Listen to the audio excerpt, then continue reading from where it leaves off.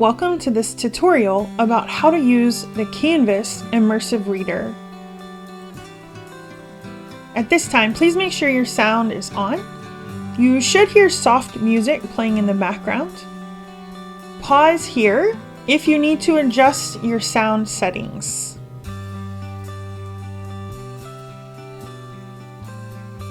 Okay, now that we're ready, let's begin. Welcome to the tutorial about how to use the Immersive Reader in Canvas. Did you know that you have a reading and language tool at your fingertips in Canvas? Within Canvas courses, all participants are able to use the Microsoft Immersive Reader when viewing text on pages in a course by simply clicking the Immersive Reader button near the top of the page. The Immersive Reader also reads alternative text associated with uploaded images. At this time, the Immersive Reader only works with Canvas pages and typical assignments. Participants will not see the option to use the Immersive Reader on quizzes, discussion boards, or uploaded documents for your review. Also, while in the reader, users cannot play media such as video or audio files, nor can the user click on hyperlinks. You'll have to click out of the Immersive Reader to play media or click links. Let me show you the many things that the Microsoft Immersive Reader will do in Canvas. On screen is a page in a course that we're using to review the capabilities of this tool. So I'm in student view, and this is what you would see as a participant in one of our courses. If I click on Immersive Reader up here on the top right hand side, because this is a page, I have that option, and then many tools will come up on the page. Before we dive into the different tools, I want to show you how the Immersive Reader button appears or doesn't appear based on the type of activity being hosted in Canvas. So, like I said, this is a page, and so we have the option to use that Immersive Reader.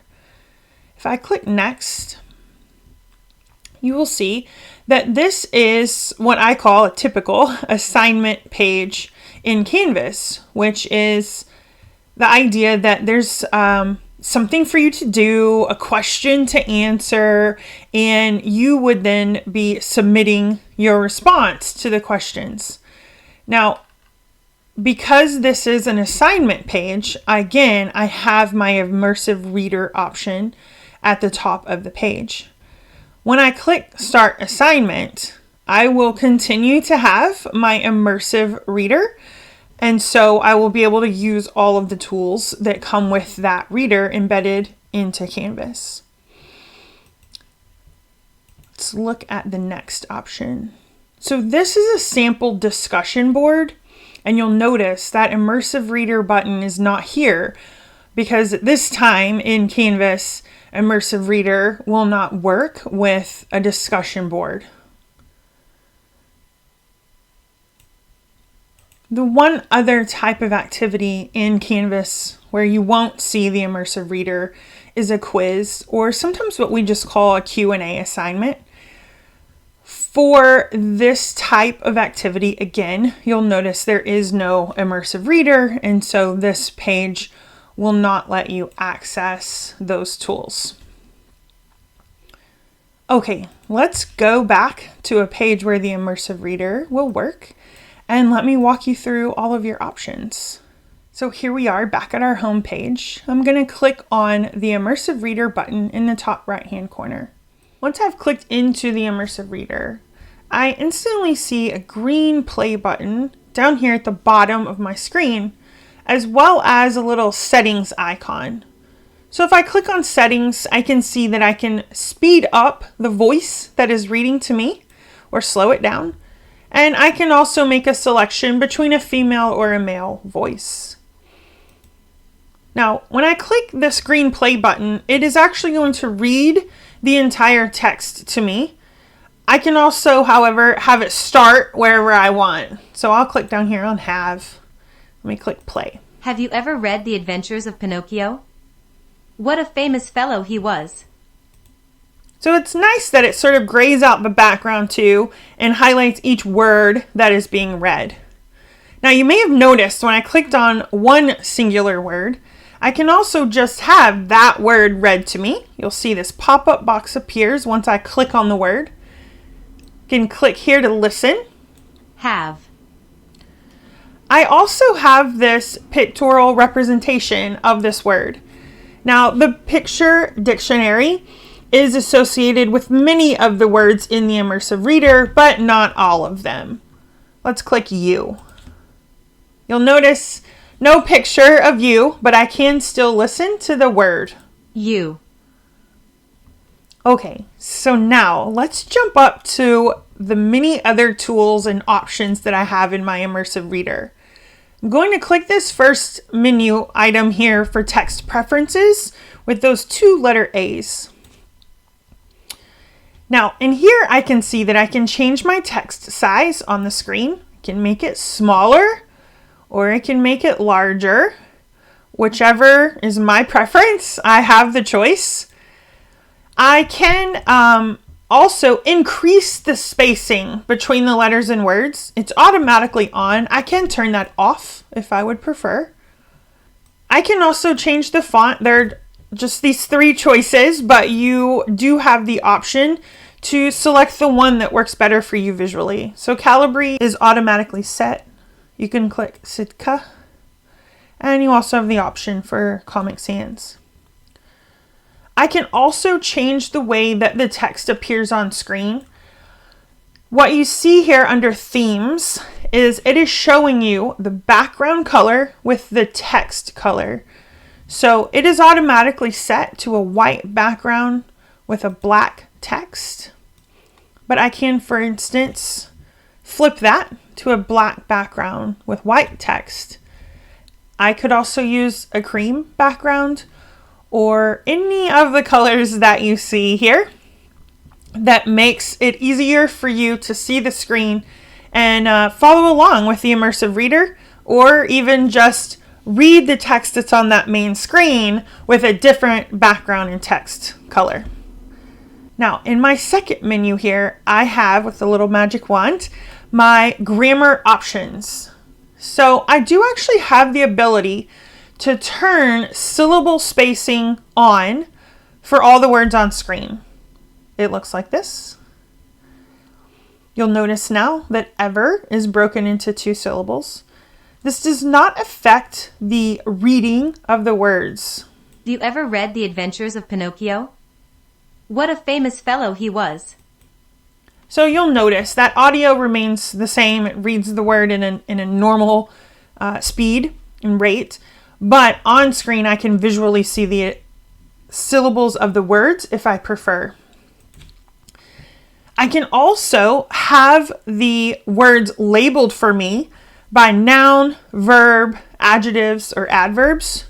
So for instance, if I want to see all of my verbs stick out for me so I can see my actions, I can turn that toggle on. And I also have the option if I want to show the labels. So now you notice the little V appears right above the word. The same, that same label that I would see in a dictionary or a glossary.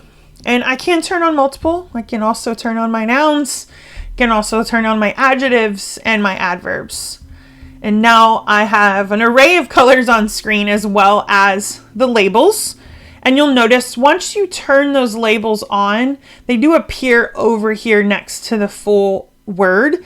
So that's helpful if you're learning your parts of speech in a new language, for example. Let's say I just want to have my verbs on, because that's what I'm working on myself personally as I walk through this course.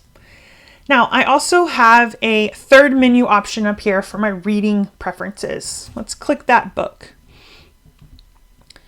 I have the ability to turn on a line-by-line focus. So you'll notice I toggled that button on. it selected the one line of text when reading, and you'll notice that now the rest of my screen has been grayed out and I will only see one line at a time. I can also do 3 lines, and in some instances it will allow you to select 5 lines, but that's really going to depend on the size of text on screen for you. So let me take it back to 1 line and press play so you can hear and see how this works. Was. He could talk and walk and live as you do, children, and still he was only a marionette. How sad the little fellow felt when he saw his father disappear in his little boat over the sea. So you notice it really focuses in on what's being read aloud to you. If you don't like that preference, you of course can keep it turned off. And if you do like it, or you want to see 3 lines at a time, come right here to your book in the Immersive Reader and toggle that line focus on.